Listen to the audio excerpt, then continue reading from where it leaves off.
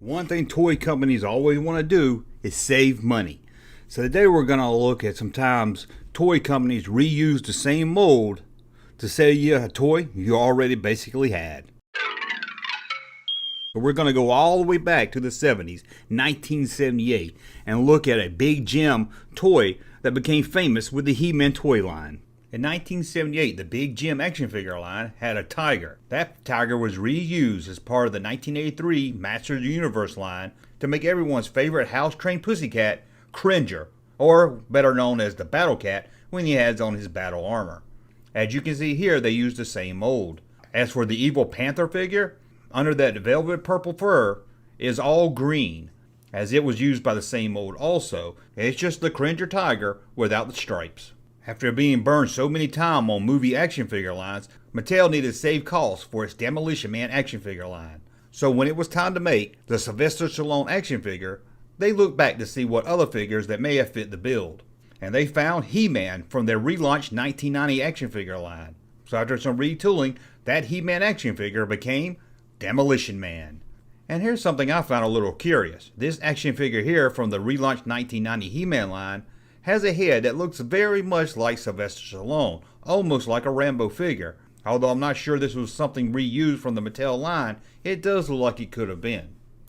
Now probably the most famous toy line that borrowed from other toy lines has to be the Robin Hood Prince of Thieves line.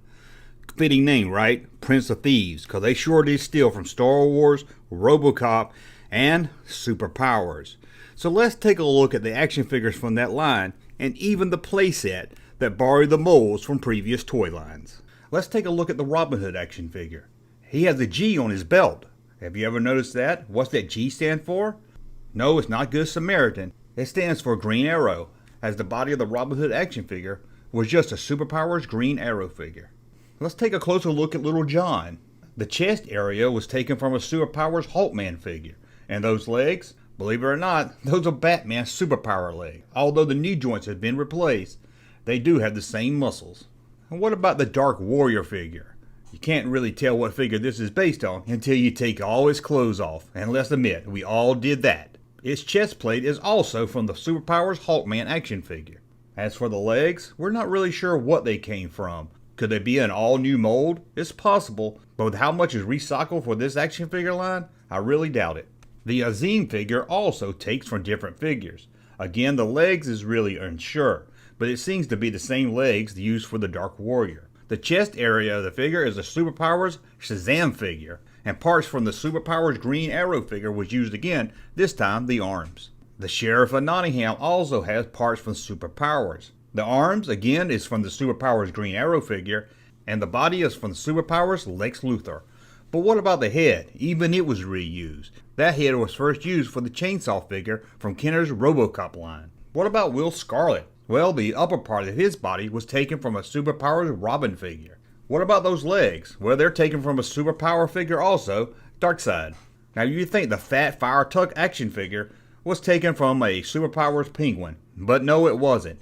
Take his clothes off and you can clearly see that that body is a Gamorrean guard.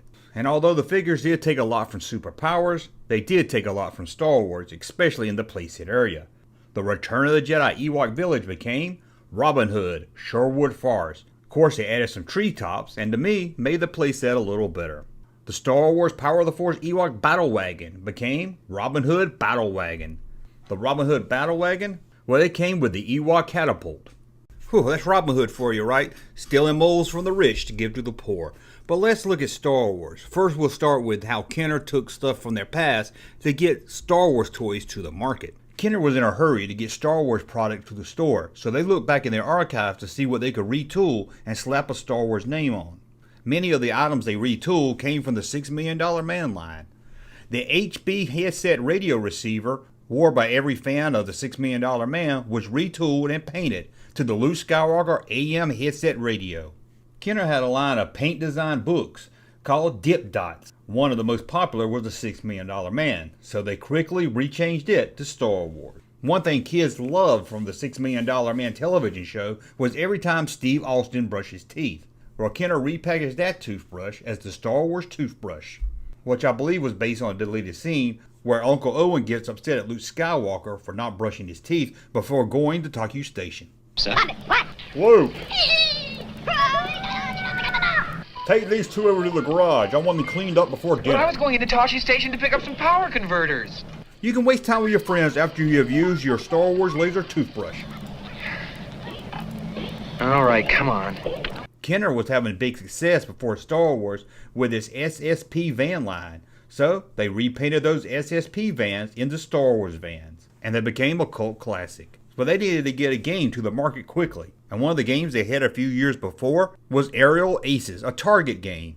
So they repainted that, made it a Star Wars theme, and called it X-Wing Aces Target Game. I'm glad they kept the word Aces. And Kenner would also use some of his Star Wars mold for other toy lines. In 1979, when Kenner launched its Western action figure line, Real West, they needed a saloon. So what did? They took the Star Wars Cantina playset, retooled it, and resold it as the Western Cafe playset. I guess they didn't want to put saloon on a kid's toy. And some people believe that the Sundance Kid action figure uses the head of a Bespin Luke. I'll let you make your decision on that. Kenner even took from Star Wars to make girl toys. Ugh, girl toys. We all know about the Melloway Star Wars action figure stand. Well, it was retooled into the Glamour Gals fashion stand. Oh, how dare they.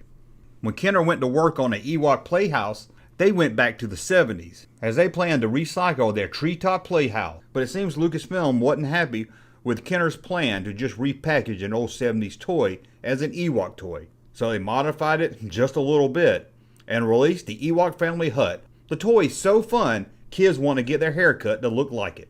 And of course it makes sense when Kenner got the rights for the Indiana Jones figures, and when they wanted to make the 12-inch Indiana Jones large size action figure, they took the Han Solo, painted the eyes blue, and darkened the hair. Yep, Indiana Jones still has that 70 wavies haircut. In the late 80s, Kenner planned to release a role-playing laser rifle from its RoboCop line. So what did they do? They went to the Star Wars archives and retooled the laser rifle carrying case. The planned RoboCop one wouldn't be a carrying case, it would be a role-playing toy, but they would have used the same mold. However, Kenner decided not to release this toy. But in the early 90s, they did release a Batman toy that looked very familiar to Star Wars fans. The Sonic Neutralizer, hope I said that one right, was just a modified version of the 3-position laser rifle released by Kenner under the Star Wars brand years ago. Well, that's a look at recycled toys. I'm sure all toy companies do it, and I'm sure there's some here that I didn't cover. So if you know some that I didn't talk about, let me know that in the comments below. I would love to do a part 2 of this series. Hopefully some of these you didn't know about, but I'm pretty sure a lot of them you did, especially the Robin Hood. It's probably the most famous for recycling molds. Anyway, let me know what you think about this and more in the comments below. And subscribe to the channel, thumb up so I know you like my content, and we'll talk again soon. Hey, Junkman channel popping though. Thank you, sir, for that unsolicited testimony.